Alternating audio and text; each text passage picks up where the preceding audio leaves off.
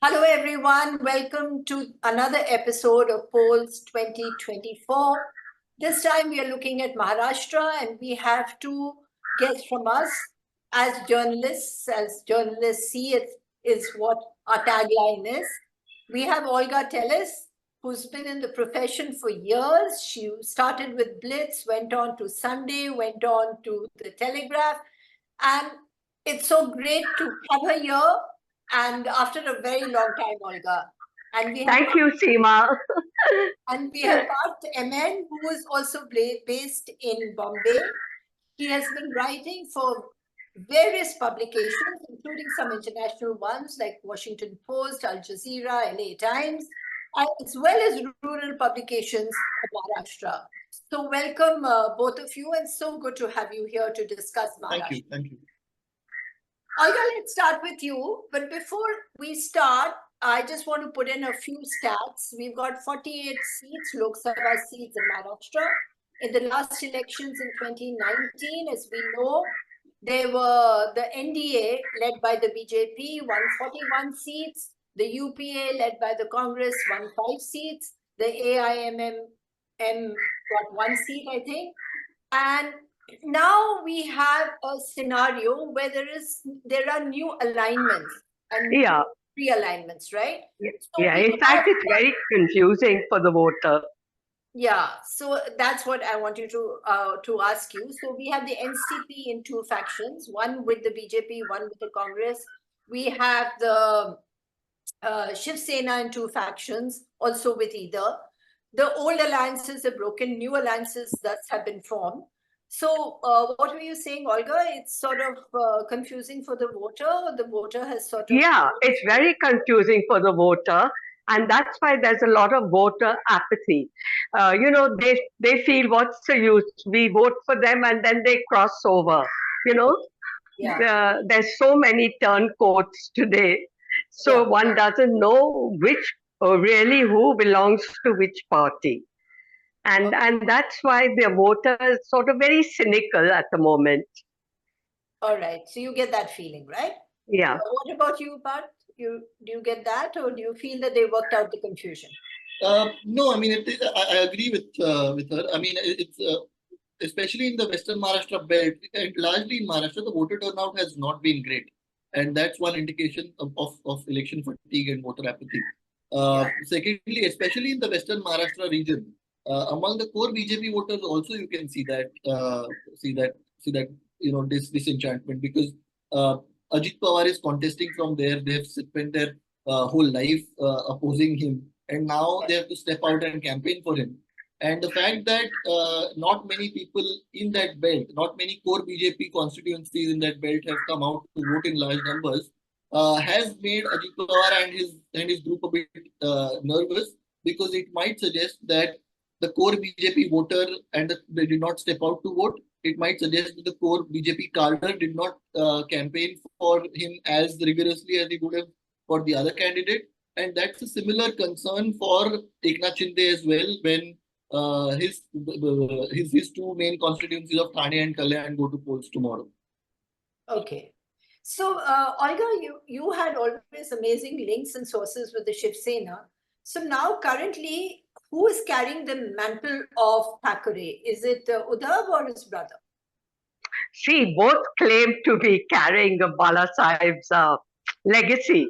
Yeah. But therefore, these elections will prove which is the real Sena, as also, which is the real NCP, whether it's the Ajit Pawar or Sharad, and in the case of Sena, whether it's Uddhav or Eknath Shinde. Yeah. So these elections are very crucial for identifying who are the real Sena, which is the real Sena. Okay. You've been traveling a lot, Parth. So do you get this feeling that it's sort of the people are making up their mind about which side of the two factions in both the cases they are going for? Well, largely, I think... Sorry. Yeah, sorry, go ahead. No. Actually, the people, the underlying sentiment is sort of Maharashtra versus Gujarat. And they spread rumors saying that if BJP wins, they will take all the projects from Maharashtra to Gujarat. So, there is this Maharashtra versus Gujarat underlying theme. Right. Yeah. But what do you think about both the issues? So number one, I think the voters largely seem to have stayed with Uddhav Thackeray, which is the old Shiv Sena, and while the MLAs have gone with Eknath Shinde. I think it's the similar scenario with Ajit Pawar as well. But as Olga ma'am said, that will get clearer in the results once we on 4th of June.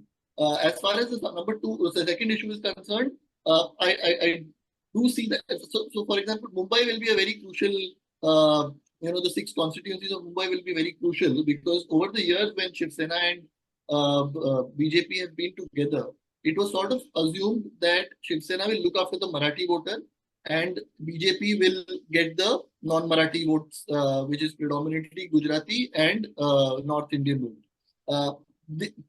That sort of divide will play out in this particular elections in Mumbai, which goes to polls tomorrow. It will be very interesting to see whether Marathi voters stick with Uddhav Thackeray, because non-Marathi voters will presumably vote for BJP. But it will be interesting to see if Uddhav Thackeray keeps that Marathi vote. And if he does, it will be a very formidable combination because the Muslims are for the first time voting for Uddhav Thackeray. Right, so it's an unprecedented combination or consolidation of sorts that you see in Mumbai, where possibly a large chunk of the Marathi vote and the Muslim vote will combine in Mumbai, which will be very interesting to see because in 5 of the 6 constituencies, the Marathi plus Muslim vote is actually more than half of the total number of voters.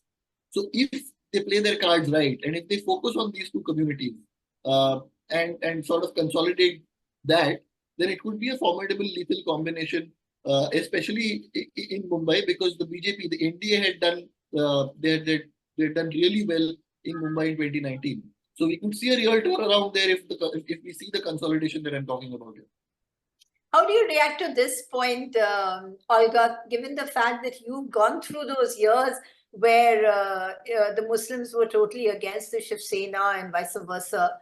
Did you ever think that this would happen, where they would all come together and vote together? I mean, this change is really phenomenal because one never expected this earlier. The Shiv Sena was always seen as anti-Muslim. Right. But, yeah. So do you agree with Parth that it could be having a major impact in the Bombay belt, as it were, the constituencies around? Well, it's certainly going to help the Sena. Yeah. And it'll also refurbish their image and sort of help them, to sort of get power and to get more power. Right. Just to add to that, I mean, whenever I've traveled, ever since COVID, I've actually been on the field more than half of my days actually. Most of that travel has been in different parts of Maharashtra. And while I've been working on different stories and not necessarily political stories, whenever I've spoken to Muslims, I've made a point to sort of ask them about Uddhav Thackeray and what they feel about Uddhav Thackeray. I have not met a single Muslim man or a woman who's had negative things to say about him, largely because of the way he conducted himself during COVID, especially after the Tablighi Jamaat case. When someone like Arvind Kejriwal had this Tablighi Jamaat related data set of COVID patients, which I don't know how he maintained when contract tracing was sort of all over the place, but that's a different issue. But in other parts of India as well, you could see regular instances of rumors around Muslims spreading COVID. You could see regular instances of social boycott, economic boycott of Muslims because of on those premises. In Maharashtra, he took a very clear stand and said that if you spread these rumors, you will be jailed. So of course, at a lower level, on village level, you did see some cases but it was nowhere near the scale that you saw in other states. So I think because of the way he handled himself during COVID and after that, his presence doesn't threaten the Muslims in Maharashtra, which to be honest, it's quite sad that Muslims have been forced to vote only along the lines of survival and not think about economy, health, education. But the BJP has sort of played their politics in a way that they've been forced to vote along the lines only on who will protect us of sorts. But Uddhav Thackeray seems to have had a fairly good run as far as the Muslim votes is concerned. So, he's got the Muslim votes and the Muslims are going to vote for him. That's almost a certainty, Olga. But what about the local Marathi vote, which has always sort of over the years been trained, at least the Shiv Sena vote, to look upon the Muslims as the opponent. Now they're being asked to vote on the same side. So is there going to be a reaction? Because the BJP is obviously playing on this point also. Yeah. Sorry, Seema, I didn't get you. So in the sense that is the Marathi, is the vote bank, the traditional vote bank of the Shiv Sena happy with Uddhav Thackeray reaching out to the Muslims, or are they puzzled about it, given the past decades? You mean about the Muslim votes? About the Muslim vote, the fact that he's reaching out to the Muslims. Yeah, You're not sure. Well, the Muslims, I think this is for the first time that this is happening. Yeah. And maybe the Muslims think that out of the two, the BJP and the Sena is a better bet, or a lesser evil, whichever way you want to see it. Right. Yeah. So Parth, maybe you'd like to answer this. Is it impacting on his conventional vote? Not to my knowledge. It seems to have, but of course, within the traditional Marathi voter, you've got to see the caste equations. The Maratha Andolan has sort of disrupted some of the equations because what Jarange Patil did while campaigning for Maratha reservation is that he attacked the OBC groups very viciously, and that in a sense has, especially in Marathwada, the OBC groups have consolidated behind the BJP, while the Maratha voters seem to have come back to the opposition. At least in Marathwada, that's happening. But largely, I do not see a backlash among Marathi voters because Muslims are also voting for the opposition. Just a sec. So, so it's interesting, right? Now, Olga, 41 seats. The NDA last time got 41 seats. So it's not really likely that they're going to increase that, right? They're going to come down. They won't get that this time. Yeah. So what, and there is an actual political fight as well, given the fact that Sharad Pawar is out on the roads, Uddhav Thackeray is out on the roads, Rahul Gandhi is going there. So there seems to be a very firm opposition to the NDA this time, right? Yeah, a very strong opposition.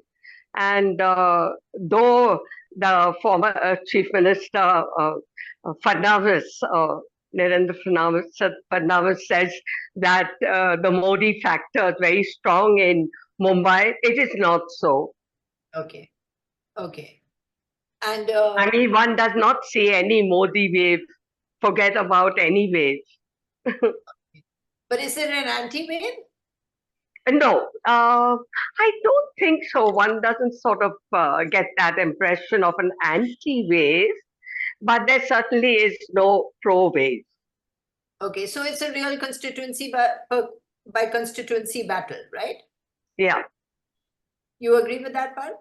Yeah, largely yes. I mean, I don't see a Modi wave. At least in comparison to what we saw in 2014 and 2019, we have not, and it sort of reflects in Modi's speeches himself. I mean, the kind of speeches that he's delivered, he's actually catered to his core voter, which he normally outsourced to other lesser leaders.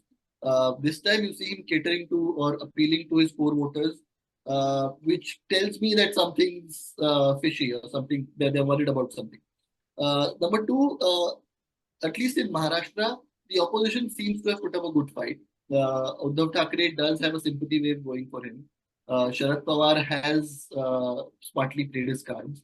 Congress is a bit of a weak link in the opposition, but I think the two of them have sort of more than made up for it. So if you look at the numbers, 41 seats, the NDA had won out of 48 in 2019. 23 of them have were won by the BJP. The rest were won by the Shiv Sena. So now with Shiv Sena in the opposition, they are definitely they won't be able to increase that tally. But even with Shinde and Ajit Pawar, they have not quite delivered the way BJP hoped they would deliver, because they've come out to become a bit of a liability with Ajit Pawar struggling in Western Maharashtra. And if Shinde doesn't win both the seats of Thane and Kalyan, his political future with the BJP could also be in danger, because those two seats, he's just supposed to deliver those two seats at any cost, right? So he's also under pressure, but he's not quite. But both these allies have not quite made up for the loss of Shiv Sena. So if you look at even the basic math of what these three parties can do, I don't think they can go beyond 23, 24 seats, because the BJP is contesting 28 seats, even if they win 18 or 20 of them, and the two allies bring in 3 or 4 more. They're not going to cross more than 23, 24 seats. So that's directly a loss of 16, 17 seats to the NDA right there in Maharashtra. So if the opposition does well and better, we might be looking at bigger losses as well. Real losses. You agree with that, Olga? Yeah. I would agree with that. But, I would like to say that sort of amongst the Maharashtrians and the Marathi-speaking people, Modi is no different from Morarji Desai. And Morarji Desai was a much reviled figure in Mumbai, because of his various eccentricities, etc. Oh, so you feel that Modi is sort of descended to that level? Yeah. Oh, that's interesting. That's a recent phenomenon, or that's been happening for a while, according to you? Sorry? I mean, this comparison that you're making between him and Morarji Desai amongst the Marathi-speaking people is not very complimentary, right? Yeah. So this is something new? Yeah. Yeah. In fact, people have not forgotten the way during the Samyukta Maharashtra movement, the formation of Maharashtra, Morarji ordered the police to fire on the people, right? And many were killed. So that that is the legacy that somehow Modi also carries. So it's interesting. So, what you're basically saying is this whole threat from Gujarat, plus Modi playing that, slightly the Morarji Desai kind of card, as it were, not willfully maybe, but being seen to be like that. Yeah. Looking at really the issue of federalism, aren't we? Well, yeah, in a way it is, yeah. It is. Because even the opposition Parth is talking about the constitution versus whatever else, talking about, and of course, mixing it with joblessness, mixing it with all the other issues that are there. But it's literally a federal kind of a constitution for the constitution kind of campaign, isn't it? Yeah. In fact, because the BJP says it's going to get 400 votes, 400 seats, this has sort of been a cause of concern, because they say they want so many things to change the constitution. So then the Dalits and others are very upset about this. So are the Ambedkarites. So this is what... Yeah. Sorry? No, carry on, Olga. No, that's what I was just saying, that it has had a backlash, this 400 seats that they want to win. It has really scared the people about the constitution. So and the Parth, Dalits and the SC and scheduled castes and all, to them the constitution's sacred and it has given them their rights. And they feel that if these guys, if the BJP gets a majority, they will deprive them of these rights. I mean, they may not be true, but this is what they are saying. Yeah.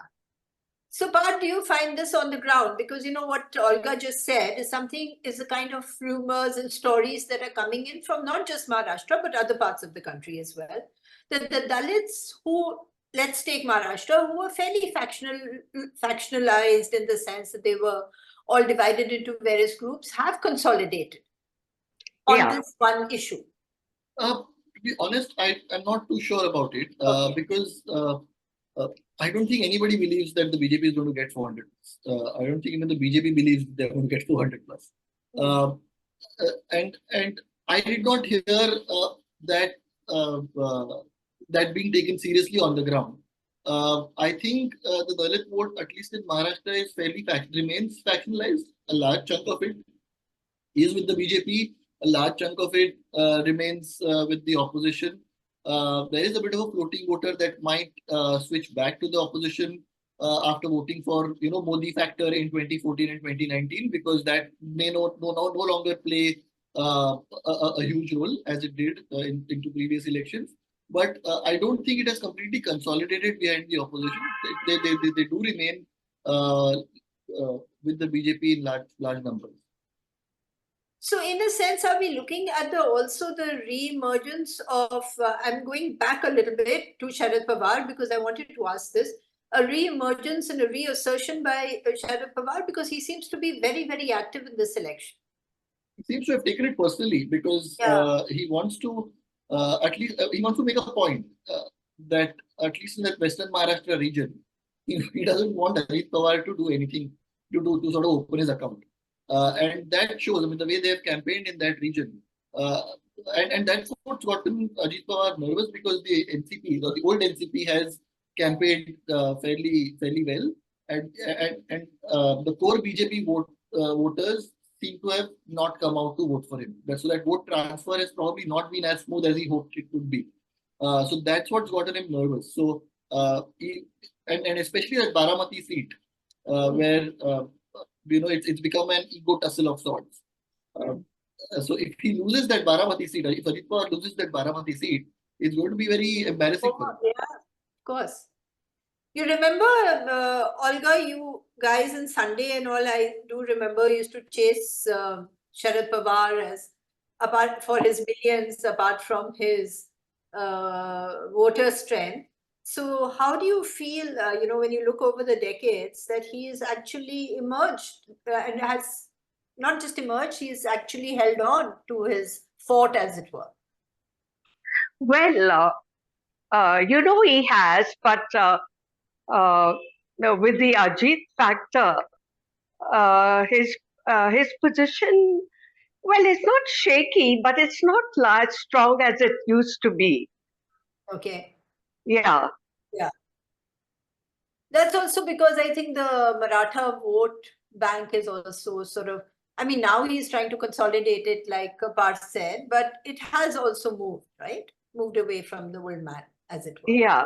And this sort of, he can't get over his family connection, and that's what split his party also. He always thinks of Supriya, his daughter. And so now, of course, his daughter, as you know, is fighting his sister-in-law, Ajit's wife, in Pune. Yeah. How's that fight going, Parth? Have you been to that constituency? I did, but not recently, but I did a couple of weeks back. And it's tight. I mean, it's very difficult to call it at this point. Okay. So I think, is there anything else you would, the only other thing is, which are the other issues apart from the Gujarati and the federalism and the constitution in terms of real issues? Is it joblessness, which is sort of high on the agenda, or are there other issues? Well, the campaigning in Maharashtra has been quite dismal in terms of the quality of speeches, the quality of campaign is concerned. I mean, I remember in 2014, I was just starting out as a journalist. Modi had held Chai Pe Charcha in Yavatmal and spoken about doubling farm income, enforcing the Swaminathan Commission and all that jazz. And 10 years later, after having spent 2 terms in power, he's spending most of his time talking about Muslims and whatnot. Just goes to show that, and also because of the internal sort of fissures within parties, it's all become very personal, very charged, and the issues have sort of been sidelined. But the fact of the matter is, Maharashtra still is one of the states that has the highest number of farm suicides. It is still a state which is struggling with jobs and inflation. I mean, just to give an example, in August and September last year, we had, I think we had the exams for for village accountants. The state government had conducted exams for the village accountants to fill up those vacancies across the state. 1 million people applied for 4,000 or 5,000 vacancies. So that's the situation of joblessness in Maharashtra, and it doesn't seem to be that high on the agenda of anybody right now. At least in terms of speeches. Sure, they have made mentions of it, but it has largely been personal. It has largely been about backstabbing. It has largely been about, identity politics, and farm crisis, joblessness has sort of taken a bit of a backseat. So the farmers' crisis has also gone in the backseat. That's interesting because it's being raised by the opposition in a big way in the other states in the north. Yeah, I mean, it is. They're speaking about it. There's no doubt about it. But it's also because there's been so much of a personal, ego tussle going on. A lot of the campaign has also become very personal in Maharashtra. And so the last word to Olga. Well, I wanted to say the farmers are very angry with the BJP.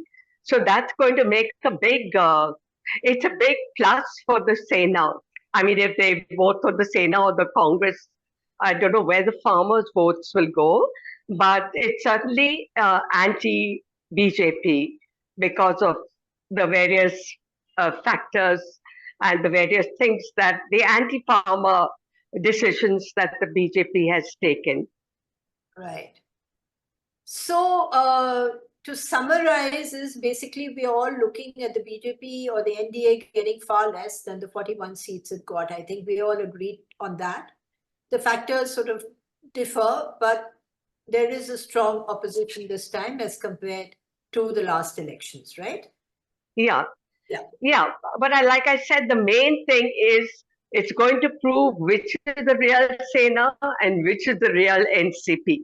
Yes. Which is very interesting because it's the future of these parties and these leaders depends on the outcome of this election.